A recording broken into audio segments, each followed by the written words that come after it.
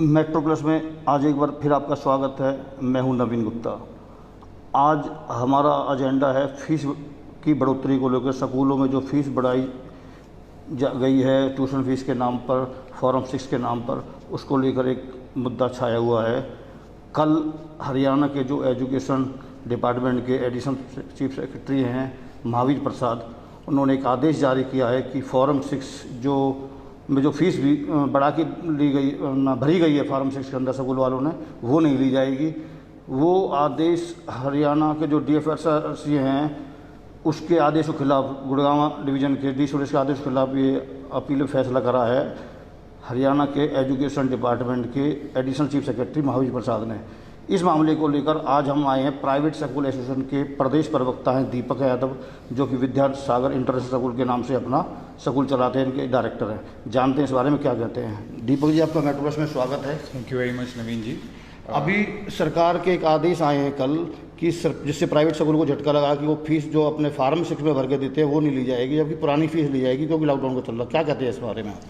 जी sir, मैं यहाँ पे थोड़ा सा करेक्ट करना चाहूँगा। प्राइवेट स्कूल को कोई ऐसा झटका नहीं लगा। ये रूल रेगुलेशंस जो पहले भी हमें मिली हुई थी और उसके अकॉर्डिंग हम लोग फीस भी डिमांड कर रहे थे। तो ये कोई ऐसा बड़ा झटका नहीं है। हाँ, ये उन 5-6 स्कूलों के लिए एक झटका है जो लोग गवर्नमेंट के आदेश को नहीं मान रहे थे और उन्होंने अपनी फ़ीस बढ़ा के ली हुई थी। बट उसमें भी मैं शायद उनका बड़ा फॉल्ट इसलिए नहीं मानूंगा क्योंकि जैसे जैसे स्कूल का स्टैंडर्ड होता है उसके अकॉर्डिंग सितंबर अक्टूबर में कहीं ना कहीं फ़ीस डिसाइड हो जाती है। तो उन्होंने अपनी वेबसाइट पे शायद अपलोड कर दी होंगी वो चीज़ें, जिसकी वजह से पेरेंट्स को वो ऑनलाइन जैसे ऑप्शन था भरने का तो उन्होंने वो भरी होंगी, जिसकी वजह से उनके लिए शायद ये शिकायतें हुई हों। पर फिर भी साथ साथ मैं कहना चाहूँगा कि सभी प्राइवेट स्कूल्स को ज़रूर गवर्नमेंट के आदेश को मानना चाहिए, क्योंकि सर उनकी वजह से ना मैं कहूँगा 5-6 स्कूलों की वजह से जो शहर के बहुत बड़े बड़े स्कूल हैं जो शायद जिनकी फ़ीस भी 10 से 15 हज़ार होती है, उनके गवर्नमेंट के इस तरह के आदेश ना मानने की वजह से बाकी सभी स्कूल्स को ये परेशानी झेलनी पड़ती है। और पेरेंट्स का जो गुस्सा, एग्रेशन जो होता है वो उन सब संस्थाओं को झेलना पड़ता है जो इस तरह की चीज़ें नहीं करती हैं, जो गवर्नमेंट के साथ कदम से कदम मिलाकर चलती हैं। तो मैं ये सिर्फ सभी प्राइवेट स्कूलों के लिए झटका नहीं, मैं उन 5-6 स्कूलों के लिए झटका मानूंगा जिन्होंने फ़ीस बढ़ाकर मांगी थी।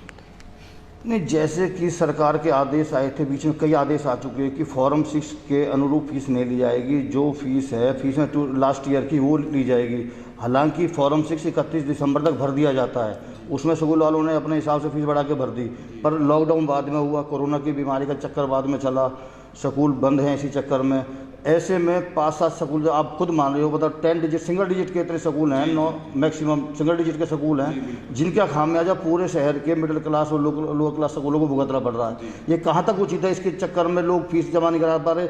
और जहाँ तक इनकी फ़ीस का मामला, जहाँ जो पेरेंट्स इन स्कूलों में पढ़ते हैं, टीचर अपना पढ़ते हैं, स्टूडेंट्स, उनको पेरेंट्स को कोई नुकसान भी, मतलब वो भी नहीं है, फीस देने से दिक्कत भी नहीं है। पर नुकसान फीस का उन लोगों को भी हो रहा है जो मिडिल क्लास है, उनको फीस जमा नहीं हो पा रही है। नहीं नवीन जी, उनको थोड़ा नहीं बहुत ज़्यादा नुकसान हो रहा है, क्योंकि जो बहुत बड़ी ब्रांड्स होती हैं जहाँ पर बच्चे पढ़ रहे होते हैं वहाँ पर पेरेंट्स भी बहुत सक्षम लोग पहुँचते हैं वहाँ पर, तो उनको फ़ीस की इतनी प्रॉब्लम नहीं होती क्योंकि उनके पास अपना फाइनेंशियल इतना स्ट्रॉन्ग सिस्टम होता है। लेकिन उनकी वजह से मैं ज़रूर समझता हूँ कि परेशानी बाकी स्कूल्स को होती है, लेकिन मैं फिर भी कहीं ना कहीं शायद मानूंगा कि शायद उनसे इसलिए चूक होगी कि वो अपनी फॉर्म 6 भेजने के बावजूद उसमें जैसे उन्होंने बढ़ा के भेजी होगी, जिसकी वजह से उनको वही फ़ीस ली जा रही थी। लेकिन मैं आपके माध्यम से सभी पेरेंट्स से ये ज़रूर कहना चाहूँगा, स्कूल से भी मैं कहना चाहूँगा कि जो गवर्नमेंट ने हमें आदेश दिए हम उनका पालन करें और उनके अकॉर्डिंग ही हम फीस डिमांड करें, ताकि इससे पेरेंट्स के माइंड में जो असमंजस फैला हुआ है और वो पेरेंट्स जो स्कूल को लेकर बहुत अग्रेसिव हैं वो कहीं ना कहीं थोड़ा शांत हों और लोग पेरेंट्स स्कूल के साथ मिलकर आना स्टार्ट कर दें। आपके हिसाब से फरीदाबाद में कितने मिडिल क्लास स्कूल होंगे, कितने हाई क्लास स्कूल हैं या लोअर दर्जे के स्कूल हैं, कितनी संख्या होगी? सर फरीदाबाद नहीं, हर शहर में 5-6 ही स्कूल बहुत बड़ी ब्रांड्स होती हैं। मैं फरीदाबाद की बात करूँ, फरीदाबाद में कितने स्कूल होंगे मिडिल क्लास? नहीं, 5-6 मिडिल तो सारे स्कूल मिडिल क्लास के ही आते हैं सर। सिर्फ 5-6 स्कूलों को हम छोड़ दें, संख्या कितनी होगी? फरीदाबाद तो एजुकेशन का बहुत बड़ा हब बन चुका है। यहाँ पर शायद जितना हमें सुनने में आता है, लिस्ट सुनने 450 से प्लस 500 से प्लस स्कूल्स हैं, और उसमें बहुत सारे प्ले स्कूल्स भी हैं, उनको मैंने इसमें ऐड नहीं किया। अगर उनको भी कर देंगे तो 700 के आसपास शायद स्कूल होंगे जिनको इनकी वजह से सारा प्रॉब्लम झेलनी पड़ रही है। मतलब आप ये मानते हो कि मात्र 1% स्कूल जो हैं, टोटल स्कूलों का 1% स्कूलों की संख्या है जो जिनके कारण मिडिल क्लास स्कूलों को खामियाजा भुगतना पड़ रहा है। उनके जो पेरेंट्स हैं, जो उनको हम अभिभावक कहेंगे, वो फीस जमा नहीं करा रहे हैं उनको लेकर, और जो फीस माफ़ी की आस लिए बैठे हैं। जी, देखिए जो मिडिल क्लास स्कूल होते हैं वहाँ पर फ़ीस जो होती है 200-500 रुपये बढ़ती है, जिस तरह के स्कूल होते हैं। लेकिन ये जो बहुत बड़ी ब्रांड्स होती हैं यहाँ पर 5-5, 7-7 हज़ार रुपये फ़ीस बढ़ती है। तो वो सुनने में, और पेरेंट्स सुनता 5-7 हज़ार को है, लेकिन उसका अग्रेशन निकालता उन 200-500 फ़ीस बढ़ाने वालों पे, क्योंकि उनको दिख रहा होता है कि स्कूल में इतने ज़्यादा एक्सपेंसेस हो रहे हैं। जिस तरह न्यूज़ चैनल के माध्यम से पेरेंट्स तक चीज़ें पहुँचती हैं, उनको लगता है कि हमारे बच्चों के साथ ये शोषण हो रहा है। लेकिन रियलिटी में, जैसे आपने कहा, बिल्कुल सही कहा, कि 1% स्कूल वो होते हैं जो इतनी ज़्यादा बड़ी तादाद में बड़ी दरों के साथ फ़ीस लेते हैं, जिसकी वजह से प्रॉब्लम होती है। तो कहीं ना कहीं उन्हें इस चीज़ को समझना चाहिए और थोड़ा सा इस चीज़ों को कंट्रोल में लेके आना चाहिए।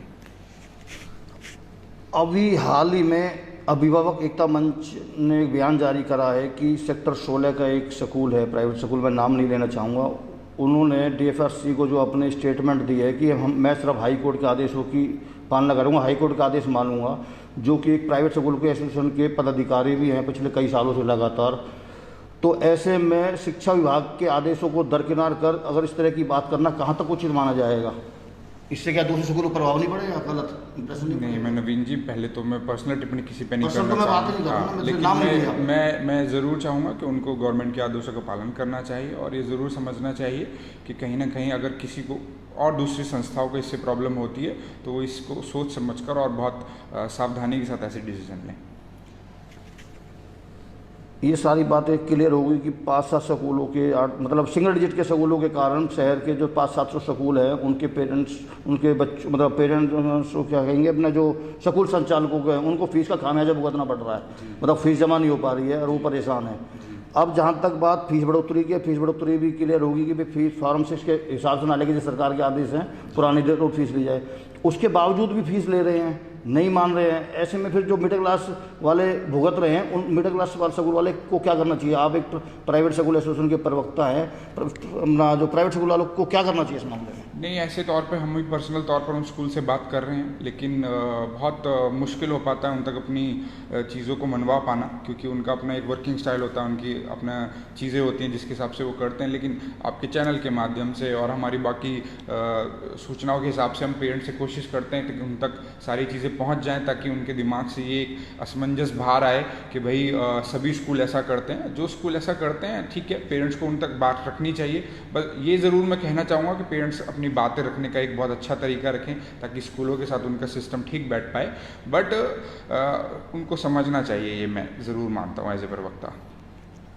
एज ए प्रवक्ता आपने मान लिया। आपको भी पता होगी फरीदाबाद में एक हरियाणा अभिभावक एकता मंच जो पेरेंट्स के एसोसिएशन बनकर सक्रिय है, वो लगातार प्राइवेट स्कूलों पर कोई ना कोई टिप्पणी करते रहते हैं, कोई ना कोई आरोप लगाते रहते हैं फीस बढ़ोतरी को लेकर। लेकिन उन आरोपों को झुटलाने के लिए अभी तक मेरे ख्याल से कोई भी प्राइवेट एसोसिएशन की संस्था सामने नहीं आई है, जो कोई भी संस्था हो, CBSE स्कूलों की हो, हरियाणा बोर्ड स्कूलों की हो। क्या चक्कर है?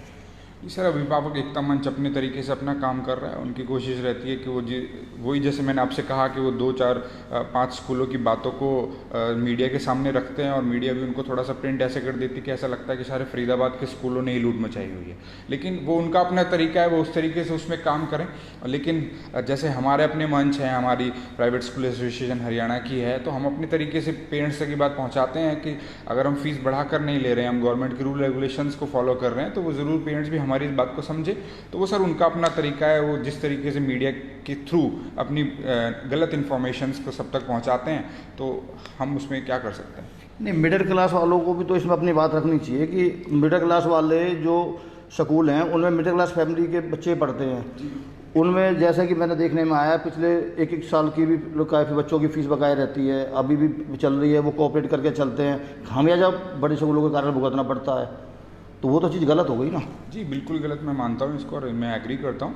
और एक साल की नहीं सर, बहुत बार ऐसा होता है कि जैसे मैंने कहा ना, मिडिल स्कूल इसी तरह के होते हैं जो पेरेंट्स के साथ बहुत अच्छा कोऑपरेट करके चल रहे होते हैं, जो कुछ स्कूलों में लास्ट सेशन के पैसे भी उन पे फीस नहीं आई है, फिर भी वो बच्चों को पढ़ा रहे हैं। अभी पढ़ा रहे होते हैं और आगे भी पढ़ा रहे होते हैं, क्योंकि वो पेरेंट्स की मजबूरी को समझते हैं, और इसीलिए पेरेंट्स शायद उनके साथ इतना जुड़ा हुआ होता है और इतने वो अग्रेसिव नहीं होते हैं। लेकिन जो मंच के बारे में जैसे आपने कहा कि अपना स्टेप हमें उठाना चाहिए, हम ज़रूर अपना स्टेप उठाते हैं। उनसे रिटर्न में बहुत सारी चीज़ें उनसे पूछते हैं, इन्फॉर्मेशन उनसे लेते हैं, और हमारी कोशिश भी रहती है कि जहाँ पर उन्होंने कोई गलत इन्फॉर्मेशन दी है तो हम उसके लिए भी उनको ज़रूर टोकते हैं और उनसे डिस्कस करते हैं इन चीज़ों के लिए। लॉकडाउन लगभग समाप्ति की ओर है, अनलॉक 1 शुरू हो चुका है। ऐसे में पेरेंट्स का जो फीस जमा अभिभावकों का फीस जमा कराने का मतलब क्या हिसाब किताब नज़र आ रहा है कि फ़ीस जमा करा रहे हैं नहीं करा रहे? जैसे सरकार ने भी आप लोगों को परमिशन दे दी है कि स्कूलों में आके आप अपनी फ़ीस जमा करवा सकते हैं।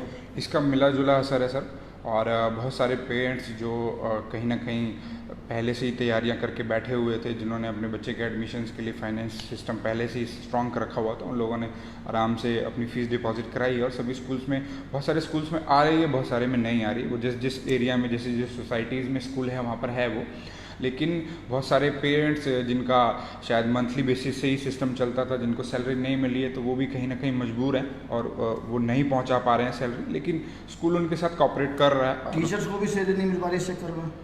नहीं, बहुत वो जैसे स्कूल का सिस्टम होता है सर, ऐसे ही अपने हर स्कूल का अपना पर्सनल एक बैंक बैलेंस होता है जिसके हिसाब से वो सैलरी दे रहे हैं। बहुत सारे स्कूल्स ने दी है, बहुत सारे स्कूलों ने अभी होल्ड कर लिए कि शायद जब उनके पास बजट आएगा, जब फीस आएगी, तो वो अपने टीचर्स को प्रोवाइड कराएंगे। लेकिन मैं यहाँ पर अपनी सभी संस्थाओं की एक थोड़ा सा बहुत अच्छी बात आपको बताना चाहूँगा कि सभी संस्थाओं ने अपने टीचर्स को कॉन्फिडेंस में लिया हुआ है। उन्होंने ऐसा नहीं कि उनको कोशिश रही हो कि भाई उनको मना कर दिया है या इधर उधर भेज दिया है, उन्होंने उनको विश्वास में लिया हुआ है। और टीचर्स विश्वास में तभी आता है क्योंकि वो अध्यापक है, वो सब चीज़ों को बहुत बारीकी से समझता है, और उन्होंने समझा है कि हाँ, स्कूल के साथ अगर कहीं प्रॉब्लम है तो उसके साथ रुके हुए हैं।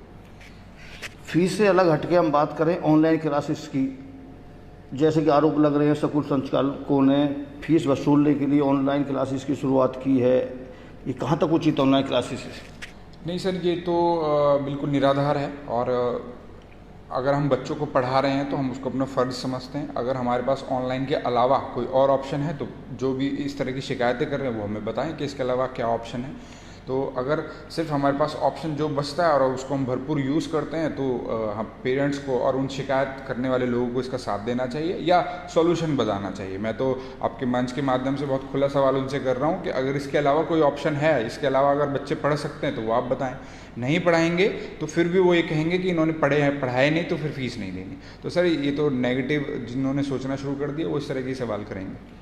छोटे छोटे बच्चों के लिए ऑनलाइन क्लासेस तो मैं भी समझता नहीं जायज़ है कि 5-6 साल का बच्चा है, ऑनलाइन क्लासेस कंप्यूटर की 2 इंच की 5 इंच की स्क्रीन में घुस के पढ़ रहा है, तो कहाँ तक उचित मानते हो आप? सर इसका भी मिला जुला असर है। जैसे सिर्फ उनको जैसे छोटे बच्चों की आप बात कर रहे हैं, 5-6 साल के बच्चे होते हैं, मैं बिल्कुल मानता हूँ, लेकिन उनके सब्जेक्ट के हिसाब से, उनके सिलेबस के हिसाब से उनको स्टडीज़ कराई जाती है। अगर 5-6 साल के बच्चे की हम बात करें तो उनको कोई बहुत हार्ड चीज़ें नहीं सिखाई जाती, उनसे रिलेटेड ही, जिसमें वो खेलते खेलते सीख पाएँ, जिसमें वो इन्जॉय कर पाएँ, इस तरह की ऑनलाइन क्लासेस उनको जाती हैं। उनमें डांस होता है, उनका आर्ट वर्क होता है और उनकी पेंसिल पकड़ने की चीज़ें होती हैं।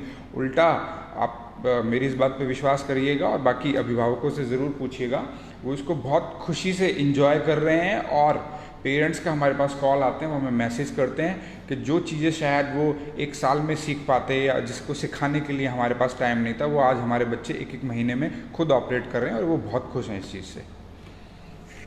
आप as a private school association के प्रवक्ता, स्पोक्स पर्सन, शहर के जो मिडिल क्लास के स्कूल संचालक हैं और जो उनके अभी पेरेंट्स अभिभावक हैं, उनसे क्या अपील करना चाहेंगे कि वो किस तरीके से आगे फ्यूचर में अपना?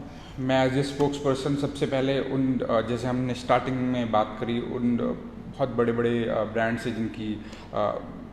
जिनकी वजह से बहुत सारे स्कूल्स को परेशानी झेलनी पड़ रही है, उनसे रिक्वेस्ट करूंगा कि आप भी इस समय पर कहीं ना कहीं अपना रोल अदा करें, पेरेंट्स तक ये मैसेज पहुंचाएं कि हाँ, हम भी उनके साथ खड़े हुए हैं। क्योंकि आज आपके कुछ गलत स्टेप लेने की वजह से पूरे फरीदाबाद के, पूरे हरियाणा के, क्या पूरे इंडिया के स्कूल्स को बहुत कुछ सुनने को मिल रहा है, जिसकी वजह से बहुत सारी परेशानियां झेलने को मिल रही हैं।